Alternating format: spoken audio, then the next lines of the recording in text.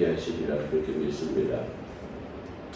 오늘 에스겔서 23장은 매일 새벽기도 하루에 2번씩 아침과 저녁에 와서 기도하죠. 물론 시편 55편에 보면 다윗은 아침과 정오에 저녁에 3번 기도했다고 말해요.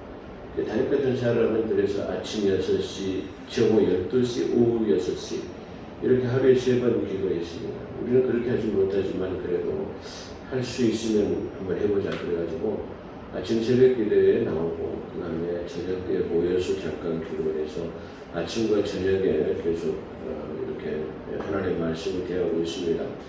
근데 이 하나님의 말씀을 대하는 과정 속에서 에스겔서를 읽다가 좋은 설교문이나 좋은 소설을 제공받아가지고 한 번쯤 이 설교를 해보는 것도 좋겠다라고 생각이 되어서 오늘 에스겔서 23장을 채택하게 되었습니다.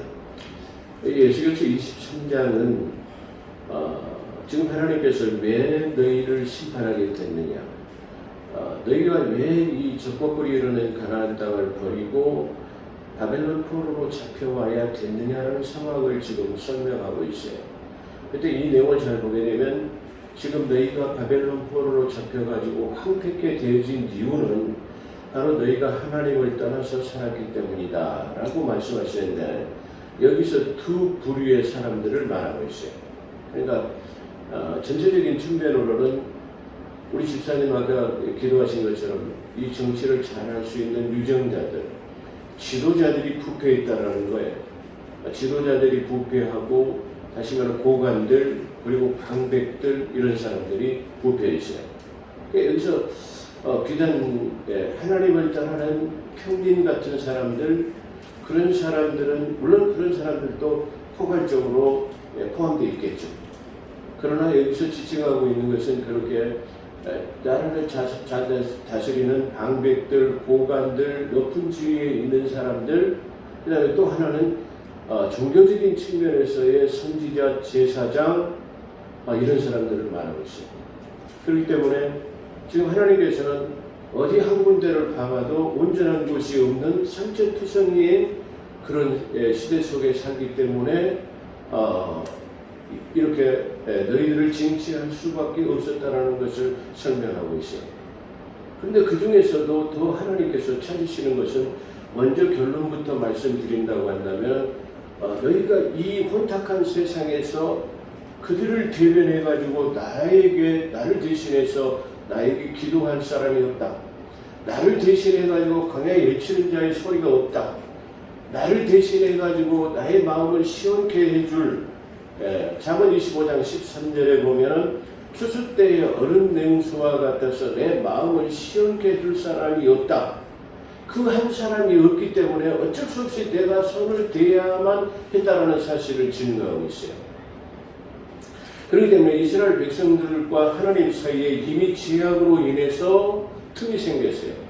다시 말하면 그 골이 생겼는데 그 골을 메꿔줄 만한 나를 위해서 백성들을 향해서는 광야에 외치는 자의 소리가 되어줘야 하고, 아니면 백성들의 편에서는 백성들을 대변해서 하나님 앞에 중보해 줄 사람이 없다라는 거예요. 그 사람을 찾고 찾았는데 그 많은 사람들 중에서 에스겔서 5장에 말한 것처럼 내가 예루살렘 길을 다 돌아다니면서 그 한 사람을 찾으려고 해서도 찾지 못했다라는 거예요. 그런 것처럼 오늘 에스겔서 23장에도 아까 지금 말씀하신 것을 보게 되면 그 한 사람을 찾지 못했기 때문이다. 자,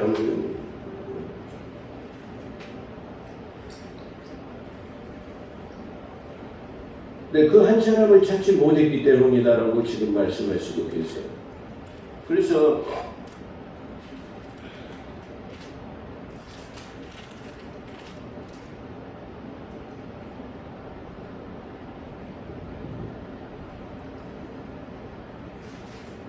(23절에) 보면 주의 말씀이 내게 임하여 말씀하시느니라. 인자여 그녀에게 말하기를 너는 깨끗하지 아니하니라.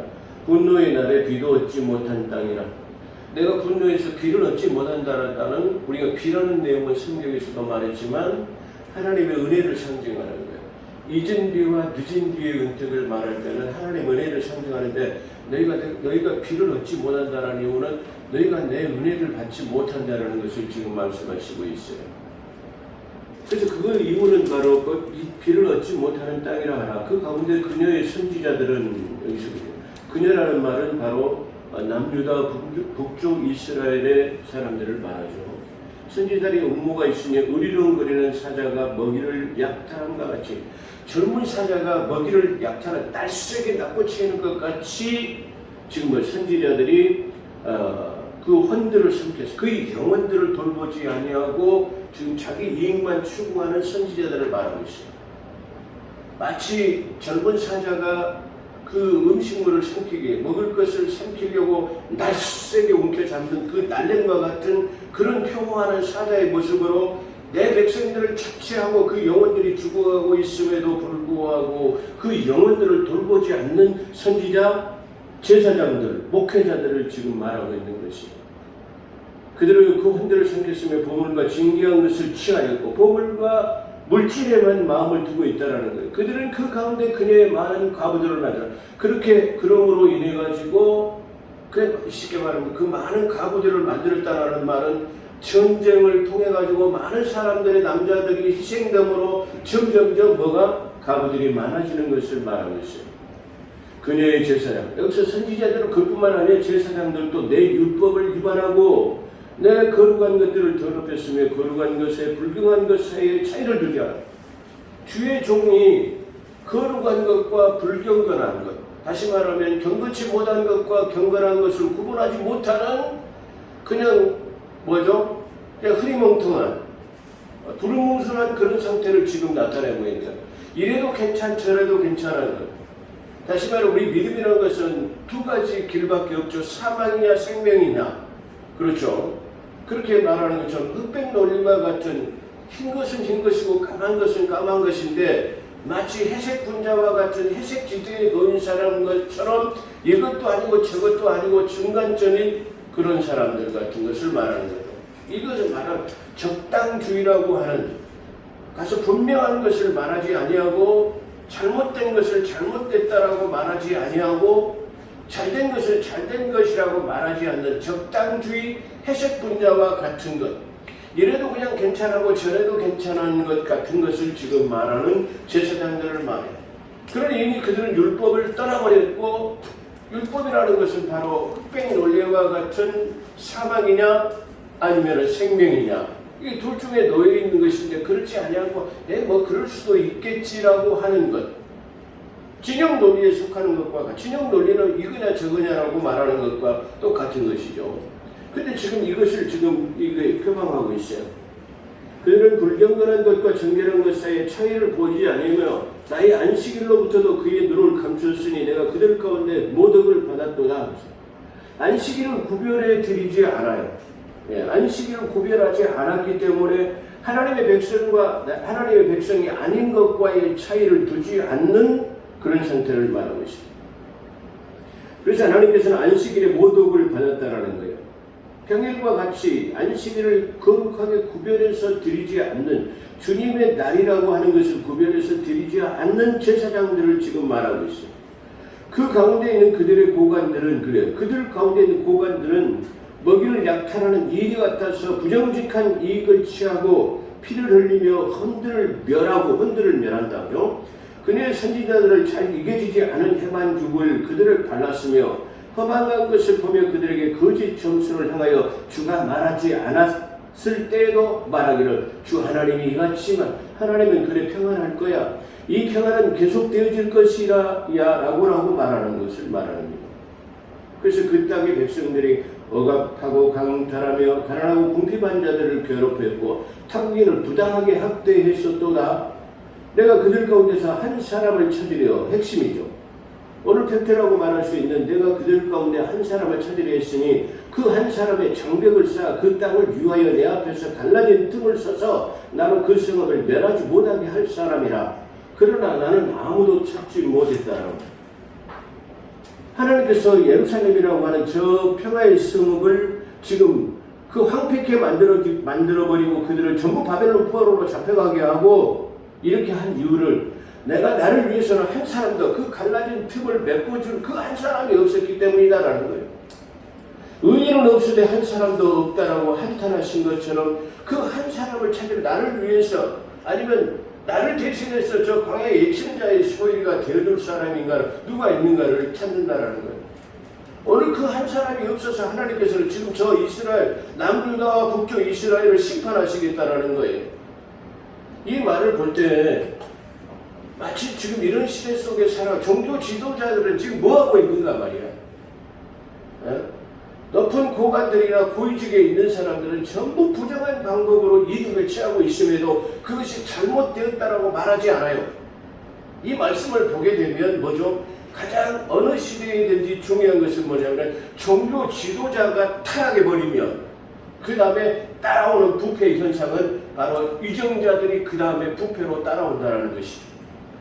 그렇기 때문에 나라가 혼탁하고 부정부패가 만연된 것은 바로 누구의 탓이냐면 가장 중요한 종교 지도자들의 탓이다라는 거예요. 종교 지도자들이 부패하고 타락해버려서 광야의 예언자의 소리가 되지 못하고 하나님 편에서 잘못 그릇된 것을 말하지 않는 그런 시대는 자연히 그 다음에 누가 부패하냐? 그러면 종교 지도자들이 아닌 위정자들, 광야의 고관들, 나라를 다스리는 사람들, 이런 사람들이 그렇게 되어진다는 것을 말하고 있습니다.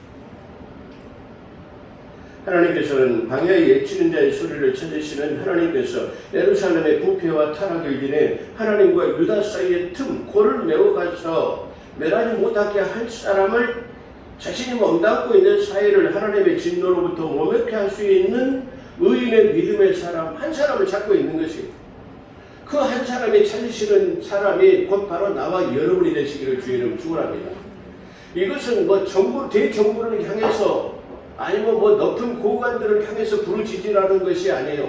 내 삶 속에 내 작은 영역 속에서라도 하나님의 뜻을 전할 수 있는 그 한 사람을 들어서 하나님께서는 사용하려고 하시나를 사실입니다. 그 자리에 나와 여러분이 되시기를 주의 이름으로 축원합니다. 예루살렘 거민은 유죄 판결을 받았어요. 너희가 이 1절에 보면은 유죄 판결을 이 죄가 있다라고 유죄 판결을 받은 것이죠. 근데 성읍은 피 흘리는 성읍이요 자기 모든 가증한 일을 행하였으므로 자기 가운데 피를 흘리며 자기가 만든 우상 다른 이방의 능욕거리가 되며 만국의 조롱거리가 되어서 하나님의 선민이라고 하는 칭호에 전혀 걸맞지 않는 악행을 여호와의 이름이 악행으로 인해서 여호와의 이름이 더럽혀졌으며 이스라엘의 모든 방백들은 자기 권력을 이용하여 자신의 권력을 남용하여 오직 자기 이익을 챙기기 위하여 백성을 약탈하고 사육하는 것을 지금 말하고 있어요. 실제로 보면 부모를 업신여기며 그랬습니다. 이는 사회적 지도층의 행악으로 인하여 사회 정의가 붕괴되고 있는 곧 사회 전체의 윤리와 도덕이 무너지는 결과를 초래했다라는 것입니다. 여기서 부모를 업신여긴다라는 말은 우리가 이미 이들은 지금 그 초반부에 보면 그들의 우상으로 그의 피로 말미암아 이미 십계명이 무너졌어요. 하나님을 떠나서 어떤 우상도 하나님 앞에 두지 말라라고 하는 십계명 중에서의 계명이 이미 이 계명이 무너져 버린 것을 말하죠. 여기서 부모를 업신여기다라는 율법의 십계명 제5계명인 내 부모를 공경하는 율법이 무너졌다라는 걸 말해요. 다시 말하면 율법이 무너져 버렸기 때문에 세상이 혼탁해 간다는 것을 말하고 있어요. 그래서 정의사회가 이 부모를 업신여긴다라는 말은 우상과 부모를 업신여긴다라는 말은 우상을 섬기고 부모를 업신여긴다라는 말은 율법이 붕괴되어 버렸다라는 거예요. 그 율법이 붕괴되어 버렸기 때문에 정의사회가 붕괴되어 가고 있다라는 것을 말하는 것입니다. 사회 전체가 윤리와 도덕적으로 무너지는 결과를 가져오게 됐다라는 것을 말합니다. 이는 우상을 섬김으로 하나님에 대한 계명도 사람에 대한 계명도 모두 붕괴되었음을 지금 나타내고 있는 대목이다. 그렇게 말할 수 있습니다. 그들은 나그네를 학대했습니다. 과부의 것을 착취했습니다. 그 성물을 업신여기고 거룩함과 거룩하지 못한 것을 분별하지 않았습니다. 안식일을 더럽힌 것은 하나님을 모욕하고 자신의 하나님의 백성됨의 행동으로서 부인하는 것입니다.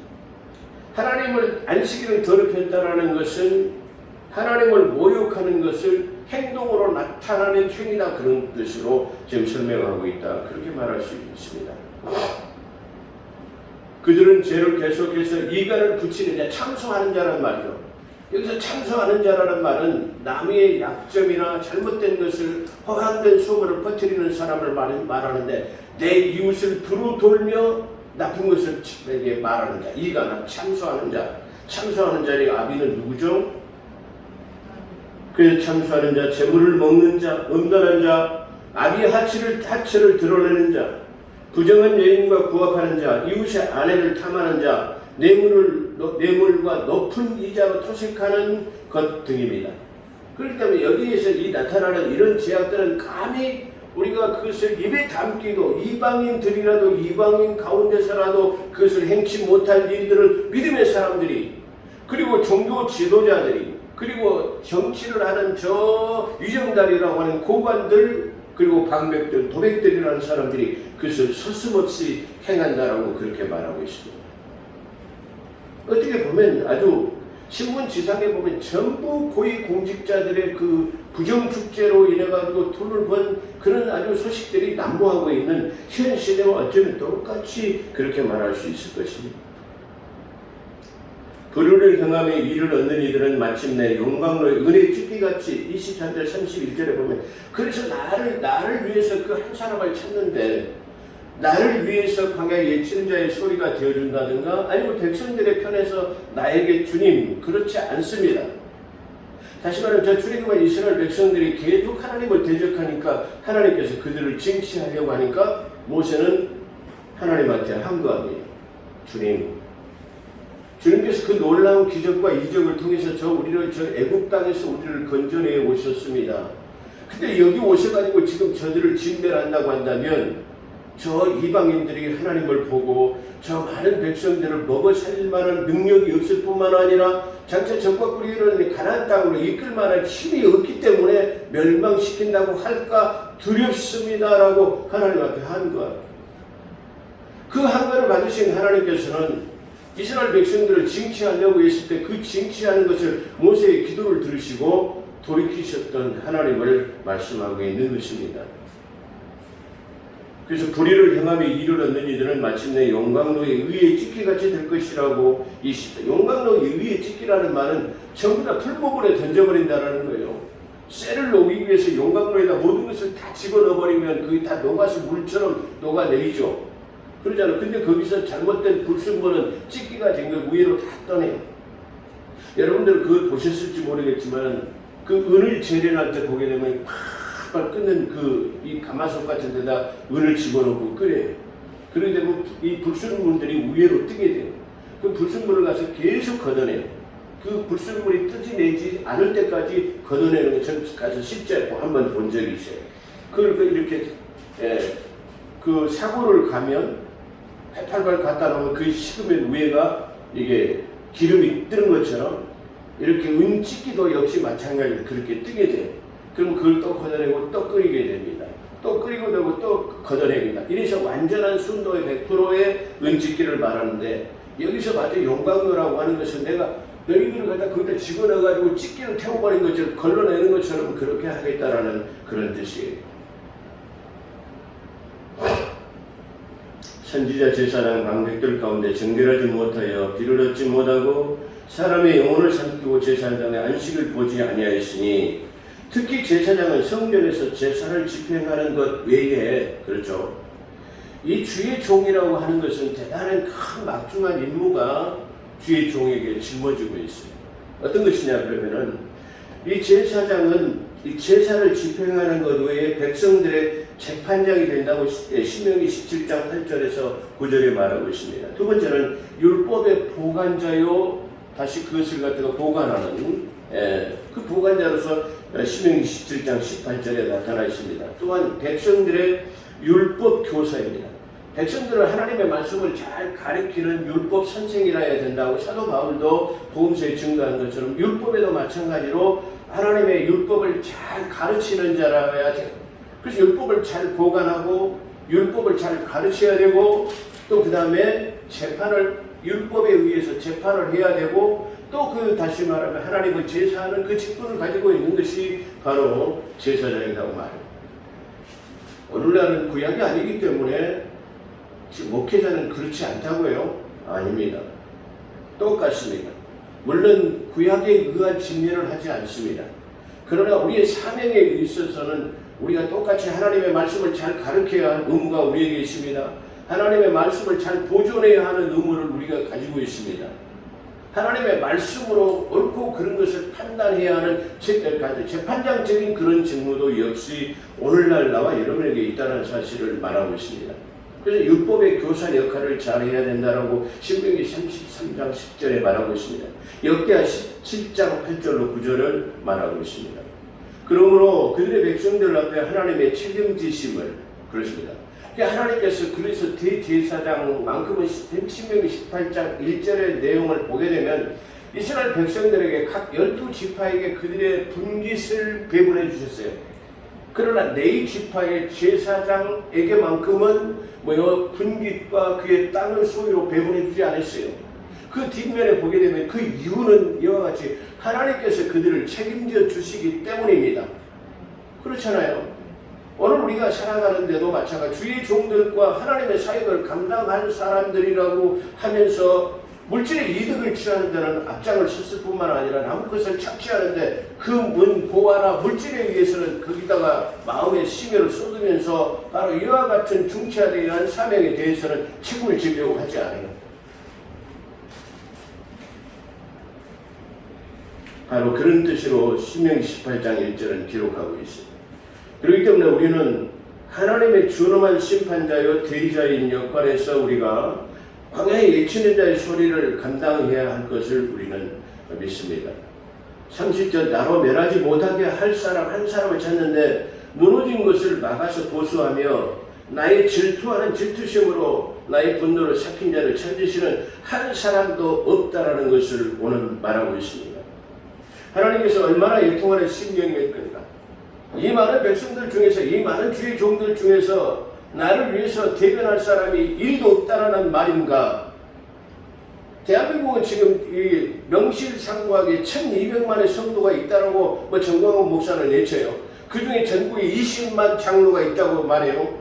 그 중에 30만의 목회자가 있다고 말해요. 30만의 목회자가 있으면 뭐합니까?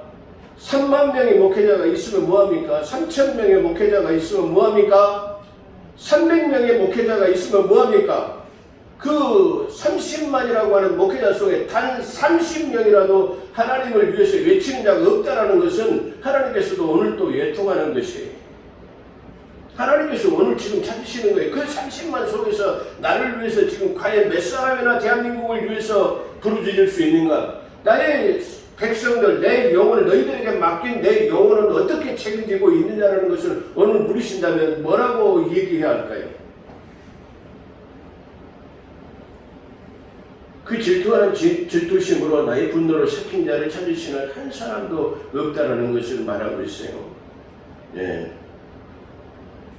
주님은 그러시죠. 주님의 특심은 하나님을 사랑하는 그 특심 때문에 성전에 오르실 때 성전 앞에서 장사하는 비둘기상, 환전상, 염소를 팔고 양떼를 팔고 아주 그냥 그 앞에가 아수라기 장사치 시장터가 되어버리는 그 뭐를 다 채찍질하고 뽑아버리시고 한 이유가 뭐예요? 성전을 거룩히 하시려고 하나님을 사랑하는 그 특심이 있었기 때문이 아닙니까? 오늘 이러한 특심을 발휘할 주의 종들, 이러한 특심을 가지고 있는 사랑하는 성도, 그 사랑하는 성도의 마음이 오늘 내가 하나님을 위해서 대변하는 대변자가 되고 내가 하나님을 위해서 중보자가 되어진다고 하는 그런 마음을 갖고 있다고 한다면 하나님께서는 반드시 그를 들어 사용하는 그런 중요한 자가 될 수 있을 것입니다. 우리는 민수기서 25장을 우리는 볼 수 있어요. 그 사람 중에 그런 사람이 누가 있었느냐 하면 성경에서 바로 민수기서 25장에 한 사람이 나타납니다. 이 사람은 바로 질투의 창이라는 그 창을 던졌던 사람인데요. 민수기서 25장. 이 사람은 누굽니까? 아론의 후예요. 비느하스라고 하는 누구죠? 아론의 손자였던 사람이라고 그런 증거하고 있습니다. 저는 원래 이 비누아스를 말하지 않았어요. 근데 이 설교를 하다가 이 한 사람이 과연 없는가? 그걸 찾다 보니까 오늘 민수기서 25장에 비누아스를 찾게 됐어요. 민수기서 25장 찾았으면 아멘. 이스라엘이 시딤에 거하는 시딤이라는 모압 평지에 지금 거해가고 있어요. 그 백성이 모압의 땅과 더불어 음행하기 시작. 이스라엘 백성들이 출애굽해가지고 시딤이라는 곳에 유진해 있을 때에 그 시딤 주변에는 뭐예요? 모압이라는 나라 사람들이 그 주변에 다시 이게 살고 있었다. 그랬는데 그 모압의 사람들과 음행을 시작한 거예요. 출애굽했을 때 그 광야에서 지금 일어난 사실이죠. 그들이 자기 신들의 희생제를, 자기 신들은 뭐죠? 모압 사람들이 섬기는 신들을 지금 말하는 거예요. 그들의 희생제를 드리고 그 백성을 이스라엘 백성들을 초청했단 말이에요. 그러니까 그 백성들이 그들의 초청에 들어가가지고 이방신을 섬기고 그들의 신들 앞에 차려놓은 음식물들을 함께 먹으라고 절했다는 말이에요. 이스라엘이 바알볼에 가담했으니 주의 진노가 이스라엘에 대해 일어났다. 바알볼에 부속된 이스라엘 백성들이 그들과 함께 된 우상신을 이방신을 섬기게 된 것에 대해 지금 말씀하고 있는 거예요. 주께서 모세에게 말씀하시기를 백성의 모든 우두머리를 잡아다가 태양을 향해서 주 앞에서 그를 목매어달라. 그리하면 주의 명렬한 진노가 이스라엘로부터 사라지게 하시리라. 여기서 누구예요? 백성의 지도자들을 말하고 있어요. 지금 여기서도 백성의 지도자들, 우두머리들이 지금 타락해가지고 저 모압 여인들과 지금 잘못된 관계를 우상을 섬기고 그들의 음식을 먹고 그들에게 경배하는 그런 사람을 말해. 그런 지금 우두머리를 잡아다가 태양을 향해서 이게 어쩌면 태양신을 섬기기도 했다라는 그런 뜻이죠. 사실 지금 그들을 목매달라 그렇게 말씀하십니다. 모세가 이스라엘의 재판관들에게 말하기를 너희는 각기 바알볼에 가담된 남자들을 전부 다 죽이라. 그러니까 다시 말하면 재판관들에게 전부 다 제사장들의 재판관들에게 말해서 바알볼에 부속돼가지고 저 모압 지방으로 넘어가서 절하고 경배한 사람 싹 잡아다 죽이라 그런 뜻이에요. 보라 이스라엘의 자손이 해중의 성막 앞에 올라 있었는데 성막 앞에 울고 있는데 이스라엘의 성막 앞에서 이스라엘 자손들이 그걸 보고 울고 있다라는 말이에요. 너무나 많은 지도자들이 지금 저 모압이라는 경계를 넘어가서 제사를 지내고 넘어오고 그 이방 여인들을 데리고 와서 자기 침소에서 잠자는 모습을 보고 지금 백성들이 지금 울고 있다라는 거예요. 이스라엘 자손 중 한 사람이 모세와 근데 그것을 보고 있는데 이스라엘 자손 중 한 사람이 모세와 이스라엘 자손의 온 회중이 이스라엘 온 회중이 지금 뭐예요? 지켜보고 있어요. 모세와 이스라엘 백성들이 지켜보고 있는 목전에서 한 미디안 여인을 데리고 그의 형제에게 올라온지라. 백성이 지금 다 그 백성들이 울고 바라보고 있는데 모세가 보고 있는 데서도 누구요? 이방 여인을 데리고 지금 자기의 장막으로 들어가는 것을 목격하고 있다라는 말이에요. 그의 형제를 본지라 제사장 아론의 손자 엘리아살의 아들 비느하스가 그것을 보고 회중 가운데서 일어나서 손에 창을 들고 있습니다. 그 못된 행위를 보고 가만히 있고 있는 것이 아니라 지금 뭐요? 그 두 남녀가 지금 이스라엘 백성의 지도자가 된 사람이 이방 모압 여인, 다시 말해 그들을 미디안 여인을 데리고 오는 것을 보고 창을 찾으러 갔다 이 말이에요. 창을 찾아가지고 왔어요. 그래서 그 이스라엘 남자를 뒤따라 들어갔어. 그의 장막으로 들어가서 그 이스라엘의 남자와 그 여인의 배를 꺼뜨렸어요. 장막 안에서 지금 못된 현장을 덮친 거다 이 말이에요. 그래서 어떻게 했어요? 그 두 사람이 엉켜 있는데 그대로 그냥 그 질투의 창을 그 사람들을 꽂아버렸어요. 그래서 그 배를 꿰뚫었더니 그 재앙이 이스라엘 자손에게 멈추었더라. 그 재앙으로 죽은 자들이 24,000명이었더라. 하나님께서 이 못된 행위로 인해 가지고 아까 직접 고유직에 있는 고관들이 저 모압 지경에 가서 잘못된 행위를 하는 것은 잡아다 그 사람을 현장에서 처형하라 그랬어요. 그로 인해 가지고 지금 뭐요? 하나님께서 전염병을 지금 발발하셨는데 이로 인해 가지고 죽은 사람이 몇 명이라고요? 24,000명이나 되었다라고 말합니다. 자. 그렇게 해서 하나님께서 이 재앙을 계속하려고 했었는데 누구 때문에 멈췄다라는 말이죠? 비느하스 한 사람 때문에 그 질투의 창을 꽂음으로 말미암아 지금 하나님께서 재앙을 멈추셨다라는 말이에요. 할렐루야. 하나님도 지금도 역시 마찬가지로 이렇게 하나님의 질투의 창을 꽂을 수 있는 비누아스를 찾고 계신다는 것을 오늘 우리는 깨달아야 될 줄로 믿습니다. 그래서 지금 말씀하고 있어요. 주께서 모세에게는 말씀하시되 제사장 아론의 손자 엘리야살의 아들 비누아스가 그들 가운데 나를 위해서 열심을 내어 특심을 냈다 이 말이죠. 열심을 내어 이스라엘 자손으로부터 나의 진노를 돌이켰으니 내가 나의 질투심으로 이스라엘 자손을 진멸하지 않았도다. 할렐루야. 그 비누아스의 의로운 행동 때문에 지금 내가 그 이스라엘 자손을 진멸해서 계속 그 언약을 퍼부어가지고 지금 없애려고 했는데 내가 그쳤다 이 말이야. 진멸하지 않았도다. 그러므로 말하라. 보라 내가 그에게 나의 화평의 언약을 주리라. 누구에게? 비누아스에게 내가 영원한 화평의 언약을 내가 준다. 여기서 다른 성경에 보면 소금 언약을 체결하셨습니다. 이 소금 언약은 내가 너로 인해서만 내가 제사를 받겠다라는 거예요. 너의 의로운 너의 한 사람으로 인해서만 내가 제사를 받겠다라는 거예요. 그래서 내가 너를 영원한 제사장으로 말했는데 이 영원한 제사장은 바로 비누아스의 후예였던 사독으로 나타나는데 에스겔서 48장 40장 42후에 사독이라는 제사장이 나오는데 내가 사독의 제사 위에는 받지 않겠다. 할렐루야. 그 사독의 제사장이 누구냐 그러면 바로 비누아스의 후계인 줄로 믿습니다. 이 영원한 언약을 그에게 세웠습니다. 그래서 그 화평의 언약을 주리라. 그와 그 뒤에 있는 그의 씨가 그것을 가지리니 그의 영원한 제사장의 직분의 언약이라. 이는 그가 그의 하나님을 위하여 열성이 있어 하나님의 자손을 속죄하였음이라 하시니라. 아멘. 이 한 사람의 의로운 사람이 이렇게 우리가 보이지 않는 영적 세계를 다스리고 있다는 사실을 나와 여러분이 믿게 되시기를 주 여러분 축원합니다. 오늘 우리 대한민국이라고 하는 이 나라 우리 믿음 가운데에서 하나님을 위해서 외치는 자의 소리가 되어줄 사람, 아니면 비누아스처럼 하나님을 대신해서 질투의 창을 꽂아서 하나님의 진노를 모면시켜주게 할 사람, 그 골을 맡겨줄 사람을 지금 하나님께서는 찾고 계신다는 사실이에요. 그래서 하나님은 과연 이런 사람이 없어서 멸망당한가? 우리는 소돔과 고모라 성의 멸망도 마찬가지죠.